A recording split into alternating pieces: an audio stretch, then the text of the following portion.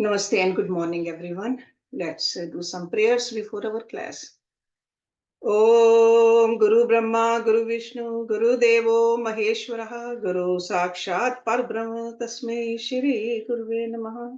Om Bhur Bhavaswaha, Tatsavitra Varenayam, Bhargo Devasya Dhimahi, Diyo Yo Nah Prachodayat.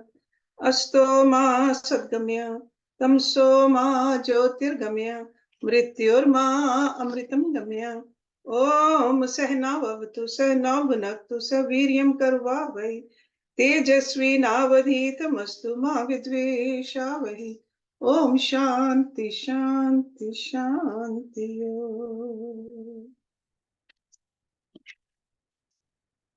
We are all familiar with the Shastra Granths. Okay? Like the Ved is a Shastra. In the Ved, there are Upanishads, they are the Shastra. Bhagavad Gita is a Shastra. Ramayana, Mahabharata, they are Shastras. So we are so fortunate to be learning all these Shastras. Next 2 weeks, I want to go through some verses from a Granth which is called Prakriya Granth. Prakriya. Prakriya Granth is a book of definitions. A book of categories written in order to explain the deep truths given in the Shastras. And one of the Prakriya Granthas, so there are several Prakriya Granths, just like there are several Shastras, there are several Priya Granths too. So Prakriya Grantha, one of them is called Aparoksh Anubhuti. It is a very fundamental book in Hinduism. Aparoksh Anubhuti helps us to directly perceive the truth. So that's why it's called Aparoksh. See, Aksh means eyes. Aksh means somebody else's eyes. Aksh, दूसरे की आंखें. So Paroksh means through the eyes of someone else. Or you can say second-hand information. So Aparoksh means not second-hand. It is a first-hand, because whenever we put a in front of the word, it's opposite of that. So Paroksh is a second-hand and Aparoksh is a first-hand. So Anubhuti means experience. So in other words, direct experience of the self within ourselves. Because when we study Bhagavad Gita, we see Arjun is the one who is having the direct experience. We are only learning it through Arjun's experience or through Sanjay's experience. When we study the Upanishads, those rishis or the Rishi Kumars, their experience we are reading. So this Prakriya Grantha is helping us to have a first-hand experience, Anubhuti. So that's why the very name of this textbook indicates that emphasis is more on the practice than the theory.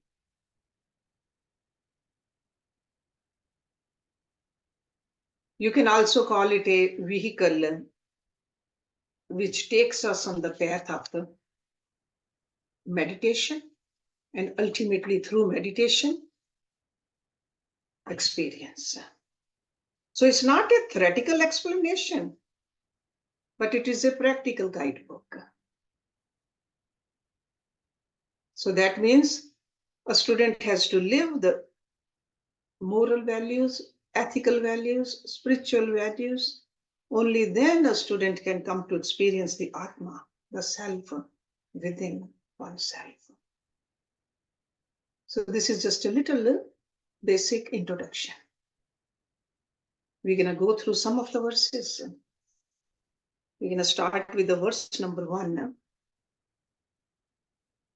The reason I chose this, just to show you, even in these guidebooks, how the prostration is done to God. And this little scripture is written by Adi Sankaracharya. Okay. Shri Harim Paramanandam Upadeshtaram Ishwaram Vyapakam Sarvalokanam Karnam Tam Namami Aham. I want you to write down the meanings of each word also. Shri Harim. That's a Shri Hari, God. Paramanandam, supreme bliss. Upadeshtaram, the world preceptor.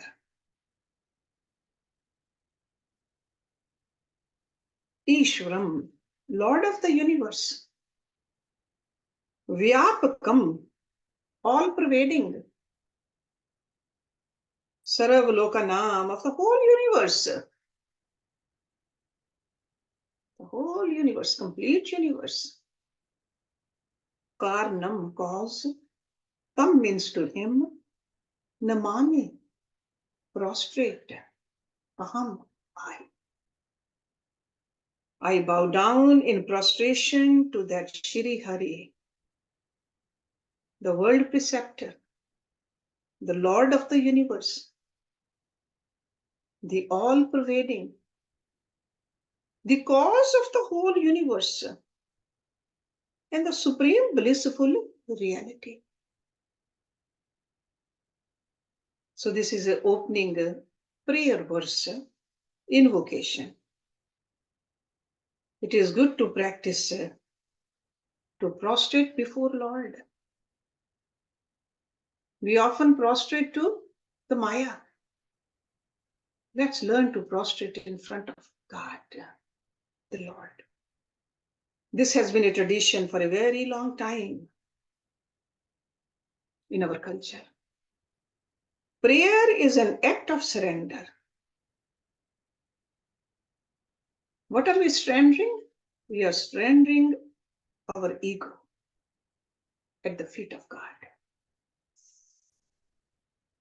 We know that where the ego has ended, there is a state of inspiration dawns. So in order to bring about the surrendering of the ego and the dawn of inspiration, the gurus, they advise us to start off with a Mangala Charan like this, the prostration to Lord.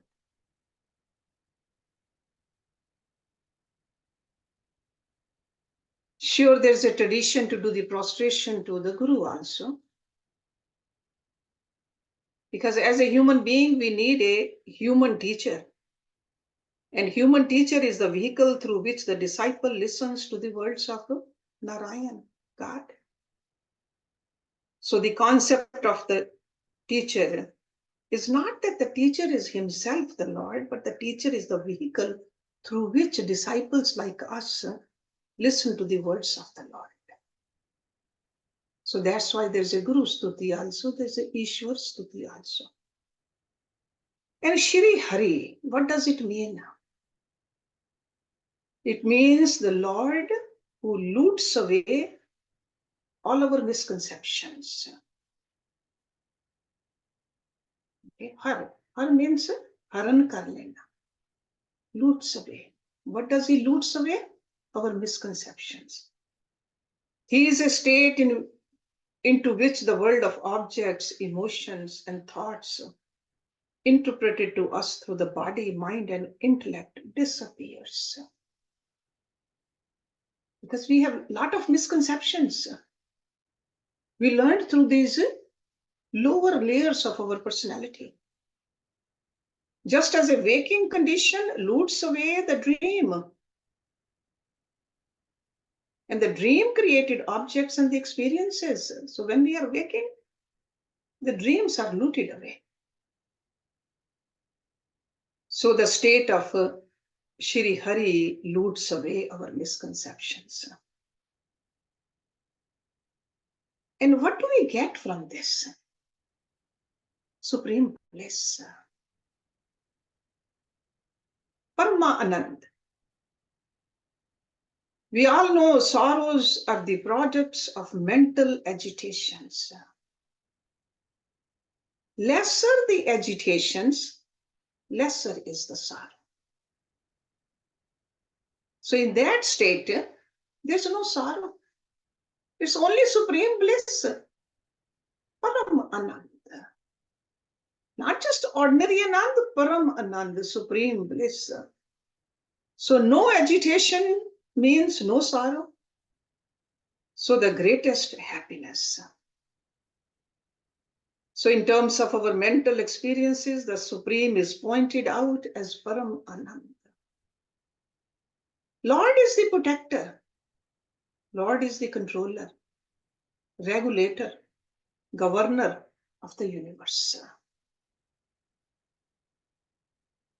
He is the one in whose presence the body, mind, and intellect are functioning.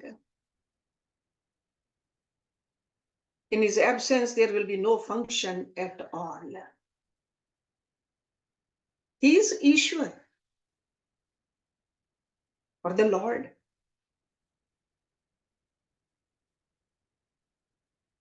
So I prostrate to him, he says, who is the very cause of the universe, who is the all-pervading reality. He is everywhere, Sarvavyapak.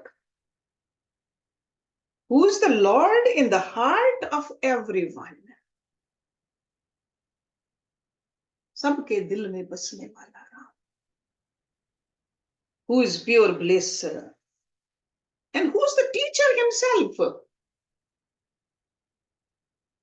That's why we see this lineage of the teachers. The Guru has a Guru, and the Guru has his Guru and his Guru. And ultimately, who is the Guru? The Lord himself.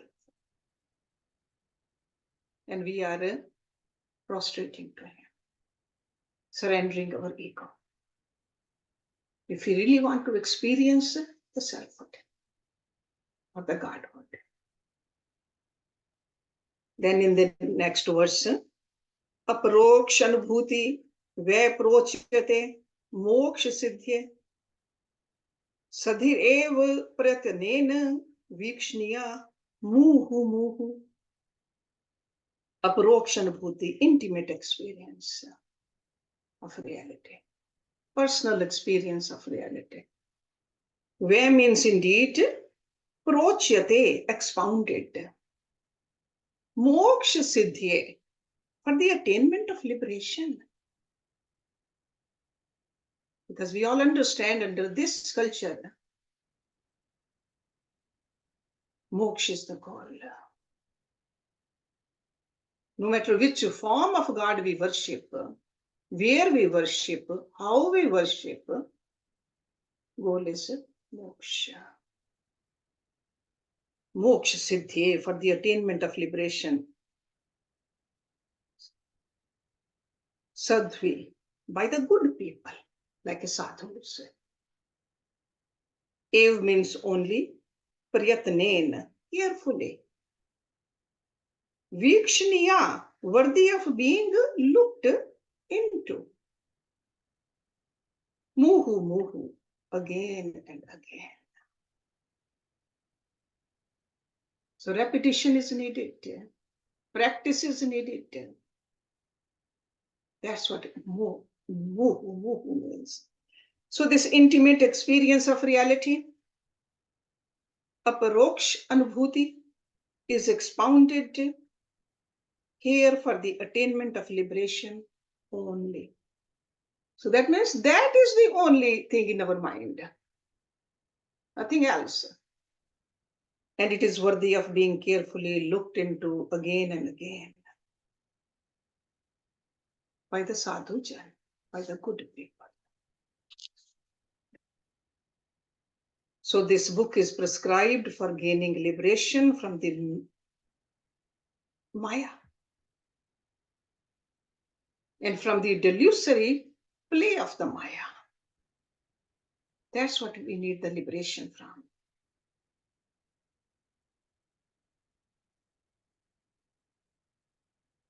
I am only liberated already, only at present.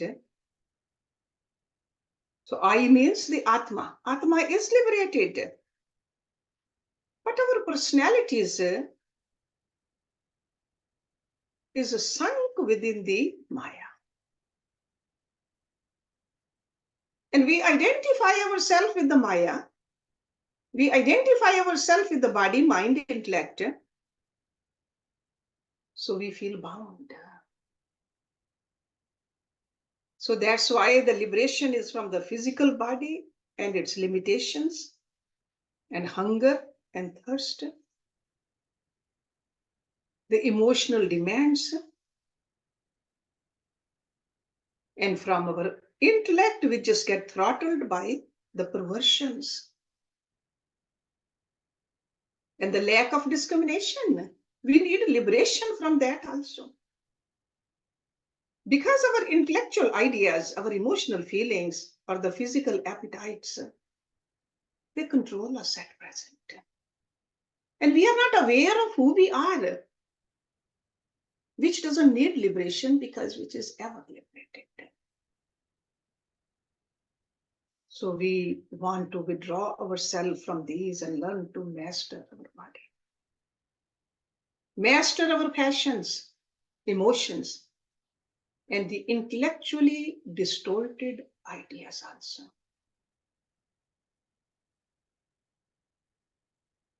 In this lifetime, we have been living in this physical equipment, human equipment. But before that, maybe we lived in the plant body or an animal body, and we kept catering to the demands of those physical bodies, those kind of bodies. But we got risen up towards this human body, where this higher level of intellect, we can do the sadhana and detach ourselves from these bodies. So, but we have to transcend the very intellect.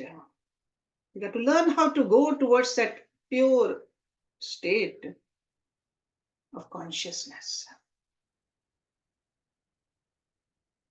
So in order to help us to reach there, these rishis, they have written these guidebooks.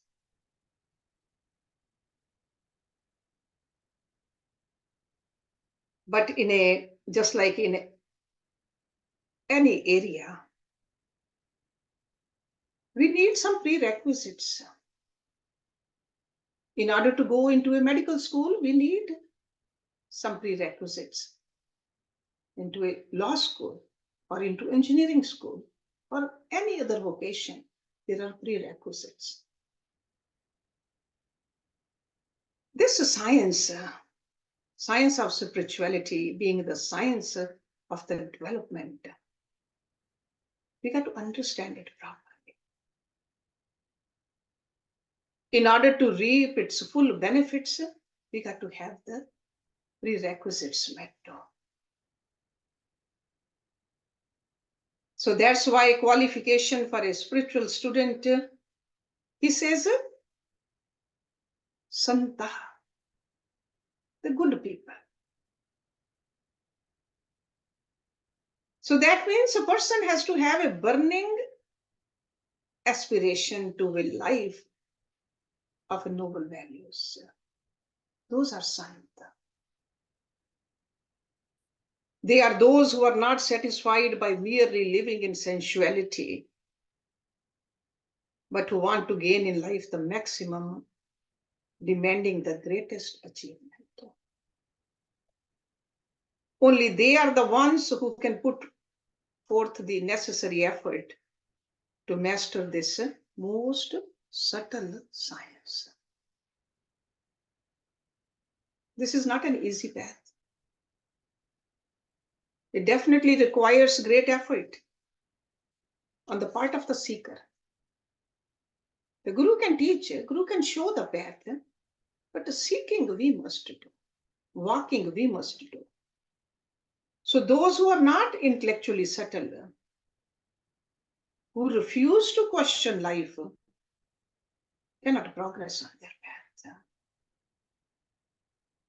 So reflection, introspection is extremely important. Then in the next verse he says, Swavaran ashram dharmen tapsaha haritoshnat sadhanam prabhavet punsam vairagya adi chatushthyam. Swavaran ashram dharmen, by the performance of one's own duties. Swadharma. Tapsa, by austerities. Hari Tosh Nata, by devotion to Lord Hari. Sadhanam, qualifications. Prabhavet, can gain. Punsam, a person. Vairagya Adi, Chatushthyam.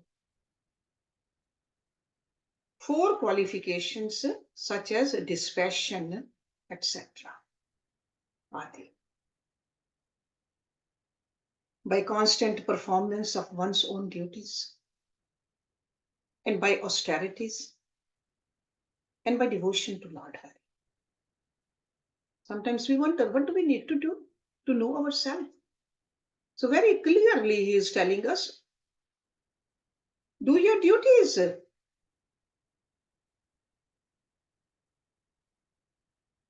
Be a tapasvi. Have extreme love for God.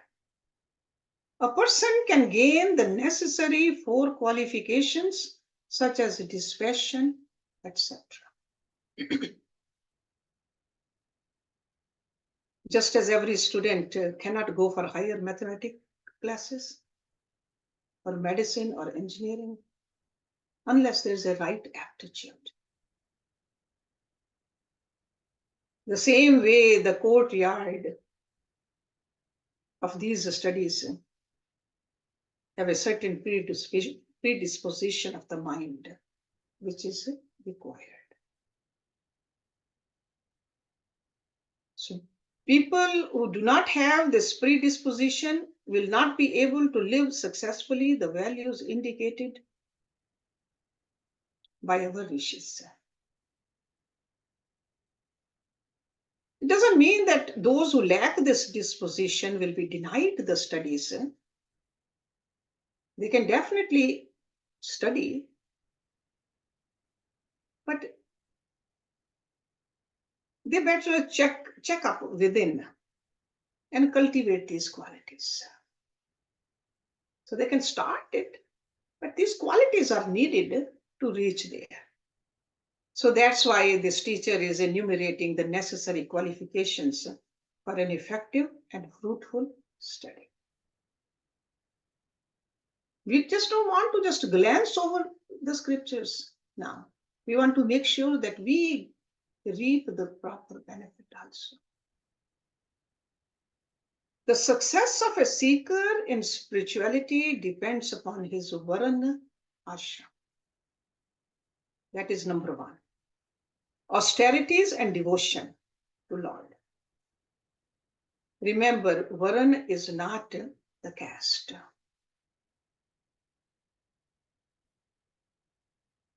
That is a wrong translation of the Varan. Varan of an individual is determined not by the caste of the parents, but our own vasanas.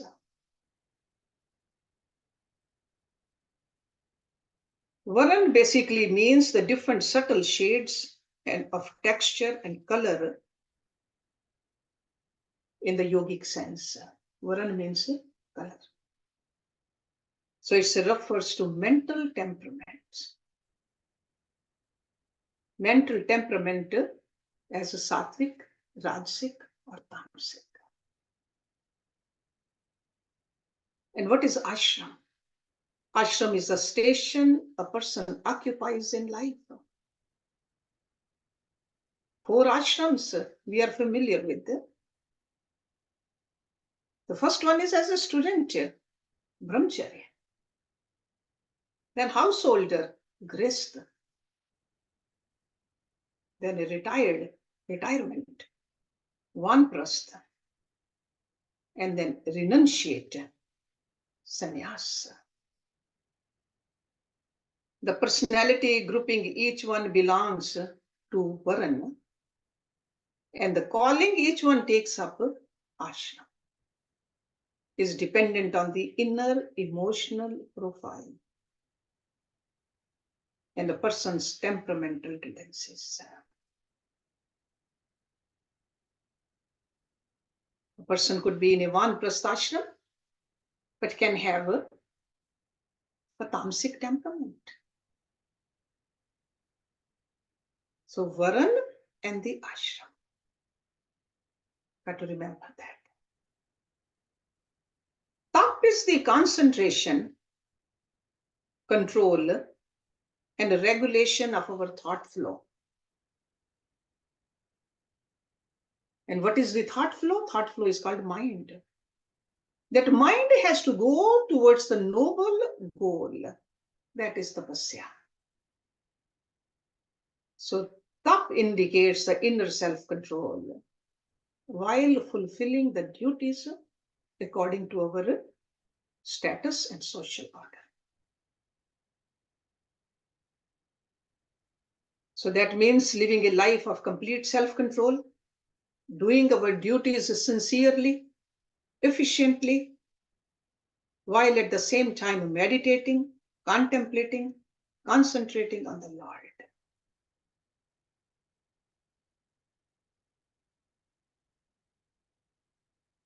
Hari is always in all of us, everywhere. We got to just question our mind. We got to give our mind the methods. And these are some of the methods he's talking about. Because ultimately, we got to get rid of the existing vasanas. We need to exhaust them. And we don't want the new vasanas while living on this earth to take place in our chitta.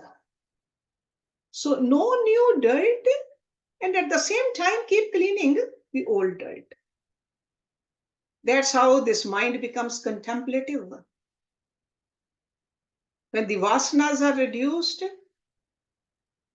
the agitations of the mind get reduced. If somebody says my mind stays restless, there's no calmness in my mind, you got to look into it. What kind of vasanas I have? When the agitations of the mind get reduced, the Atma starts shining more and more. Because vasanas are the veil over the Atma. Thinner the layer of the vasanas, more light will be shown. That's why we see those saintly people ever shining. No personal agenda. That God's work.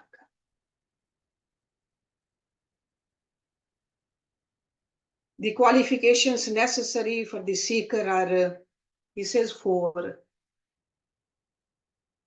What are those 4?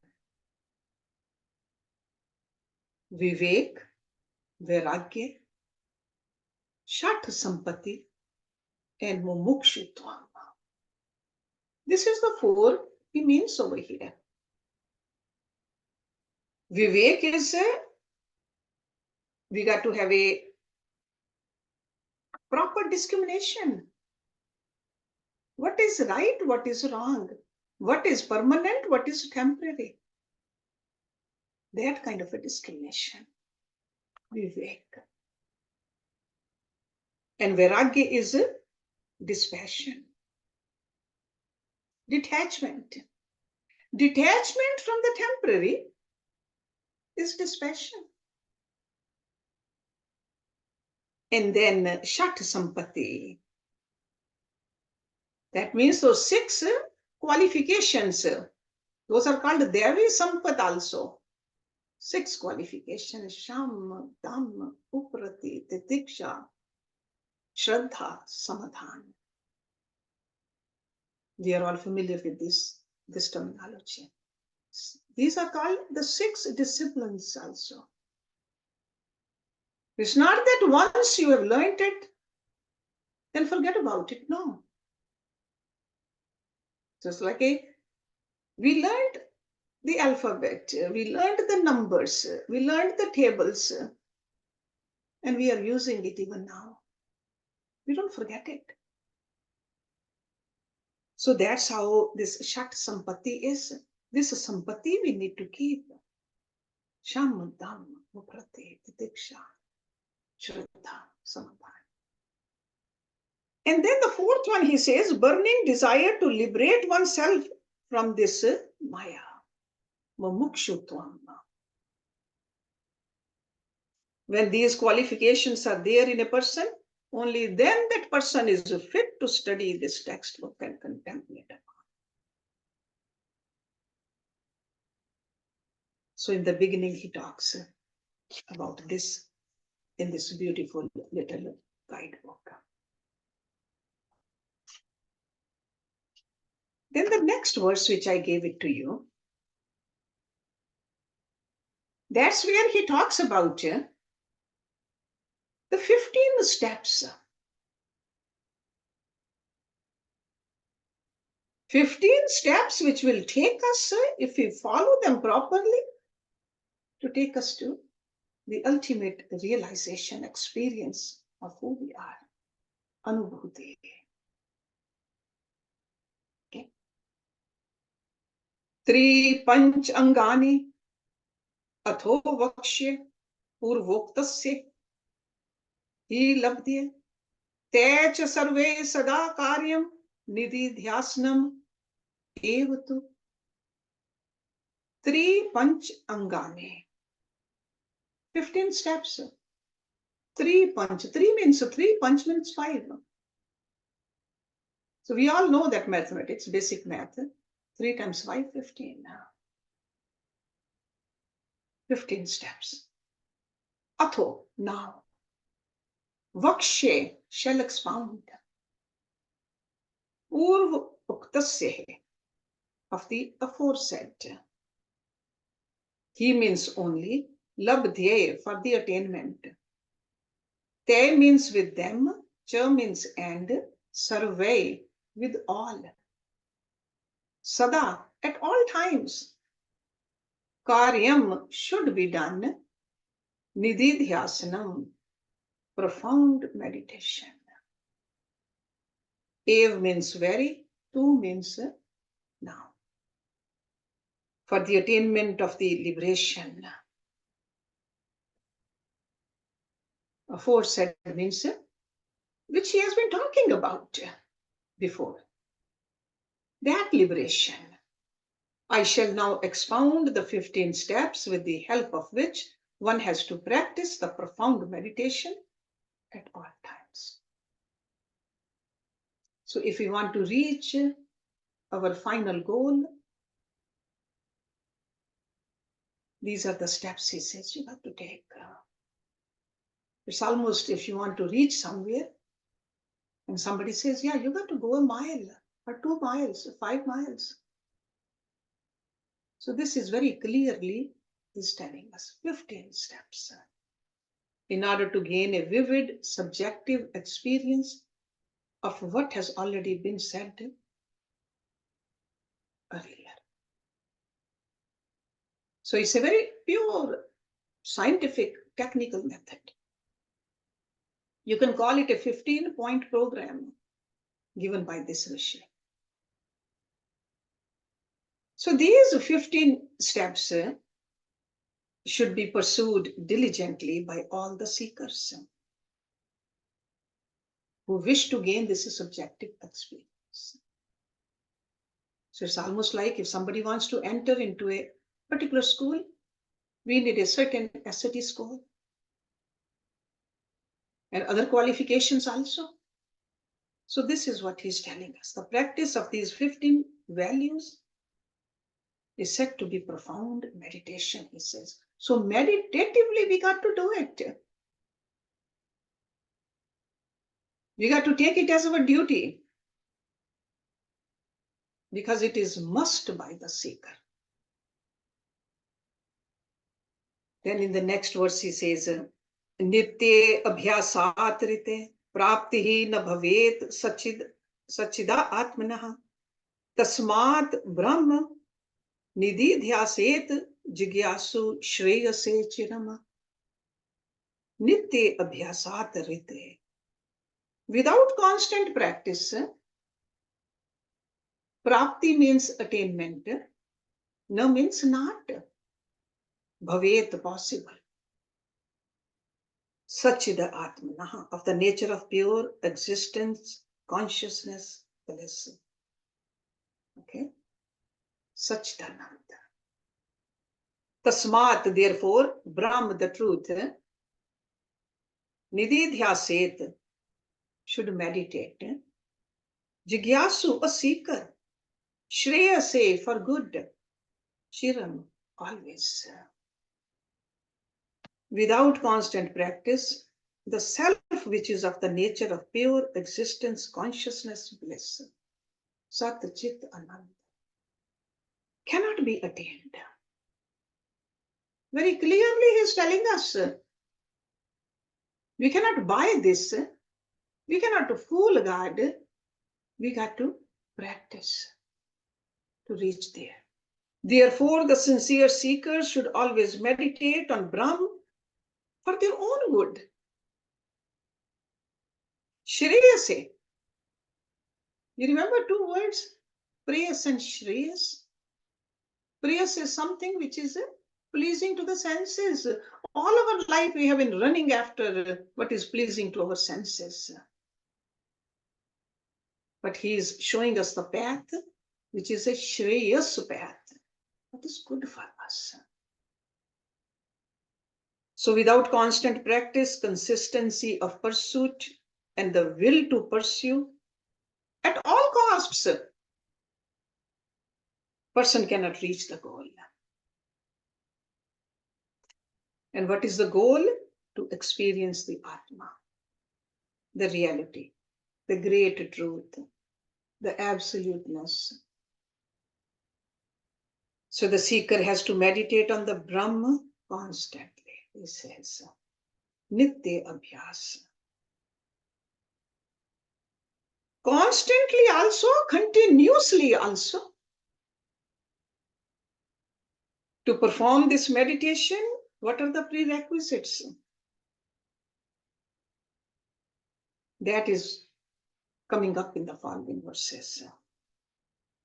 Because to reach the pinnacle of truth, we must have burning aspiration, unbending will, and a readiness to pour everything we possess.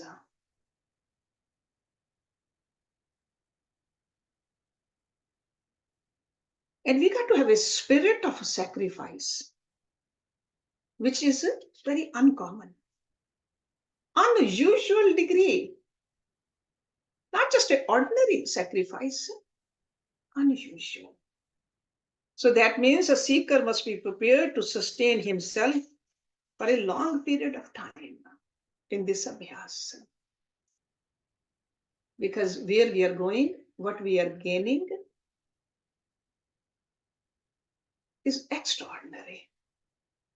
So something extraordinary, we need to make an effort also extraordinary.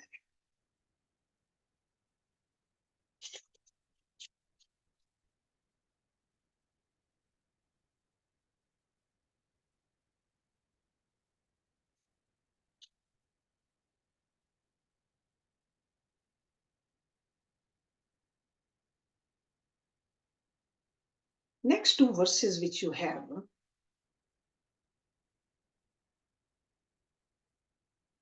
that's where the enumeration of the 15 steps are given. Let me just read only and then we'll go through these next week. Yamahi niyamaha tyagaha maunam deshaha cha kalataha asanam mool bandha cha deha samyam cha drivistati प्राण संयनम च एव प्रत्याहारा च धारणा आत्म ध्यानम समाधि च प्रोक्तानि अंगानि वैकमात. So these are the 15 steps. Yam, control of the senses. He means indeed niyam, control of the mind. Tyag, renunciation. Maunam, silence. Deshaha, place. Cha means and, kalata, time. Asanam, posture. Mool bandh, the root lock. Restraint in the root.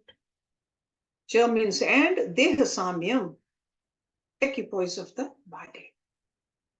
Cha means and, drik sthiti, steadiness of vision. The next verse, pran sanyamanam, control of the vital forces. Cha means and, ev also, pratyahar, self-withdrawal. Cha means and, dharna, concentration. Atmadhyanam, meditation on the self. Samadhi, complete absorption. Cha means and, proktani are described. Angani, the steps. Ve means verily, kramat, in order. So these are the 15 steps. The control of the senses, control of the mind, renunciation, silence, desh, kal, asan, moolbandh, holding steady the body, deha samya, steadiness of the gaze, drik sthiti, control of prana, the withdrawal of the mind, continuous reflection, contemplation of the self, and total absorption.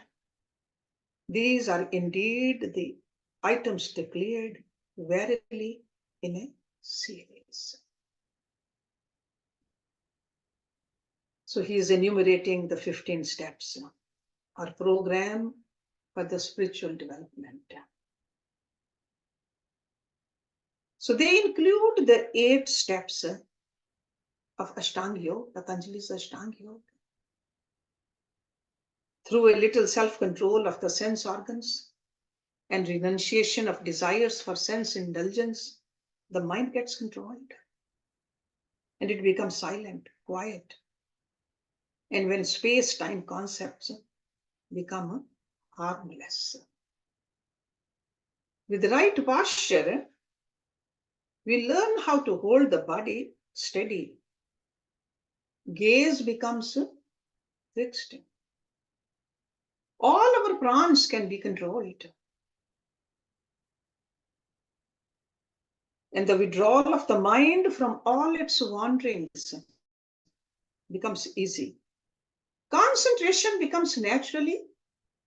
Contemplation and total absorption become effortless and spontaneous. So these are like a direct meaning of these terms, but we'll see that how beautifully this Rishi has gone into each one of them in detail. And in the coming weeks, we will go through all of them in detail. But right now, you have understood the basics of this Aparoksh Anubhuti. Let's end the class here today. Om Purnamata Purnamidam Purnat Purnamudachyate Purnasya Purnamataya Purnameva Vishishyate. Om Shanti Shanti Shanti Om. Thank you very much.